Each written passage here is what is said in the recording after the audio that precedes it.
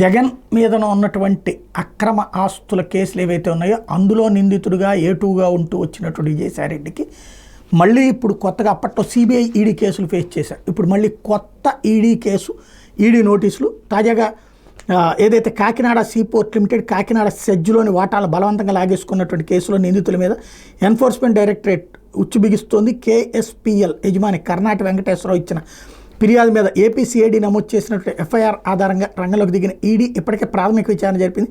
భారీగా money laundering జరిగినట్టు గుర్తించింది. దాని ఆధారంగా మనీ లాండరింగ్ నిరోధక చట్టం కింద అభియోగాలు మోపి ఎన్ఫోర్స్మెంట్ కేస్ ఇన్ఫర్మేషన్ రిపోర్ట్ నమోదు చేసింది. కేసులో నిందితులైన వైకాపా ఎంపీ వైవి సుబ్బారెడ్డి తనయుడు విక్రాంత్ రెడ్డి, వైకాపా ఎంపీ విజయసాయిరెడ్డి, ఆయన అల్లుడి సోదరుడు అరబిందో సంస్థ యజమాని పెనక శరత్చంద్రారెడ్డి, విజయసాయిరెడ్డి నామినీ సంస్థగా పేరొందినటువంటి పీకేఎఫ్ శ్రీధర్ అండ్ సంతానం ఎల్ఎల్పీ ప్రతినిధులను ఈడీ ఇటీవల నోటీసులు జారీ చేసింది. విచారణకు హాజరు కావాలని ఆదేశించింది. అయితే పార్లమెంట్ సమావేశాలు ఉన్నటువంటి సందర్భంగా నేను సమావేశాలు అయ్యాక అటెండ్ అవుతాను విజయసాయిరెడ్డి చెప్పారు. వాస్తవంగా ఇందులో స్పెషల్ ఏంటంటే వీళ్ళకి మధ్యన ఒక అండర్స్టాండింగ్ ఉంటుంది.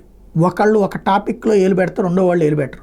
విక్రాంత్ రెడ్డి చూసుంటే విజయసాయిరెడ్డి ఏలు పెట్టరు, విజయసాయిరెడ్డి చూసుంటే విక్రాంత్ రెడ్డి ఏలు పెట్టరు, నాకున్న అవగాహన మేరకు అయితే. కాబట్టి ఇది ఈడీ విచారణ ఎక్కడ దాకా వెళ్తుందో చూడాలి.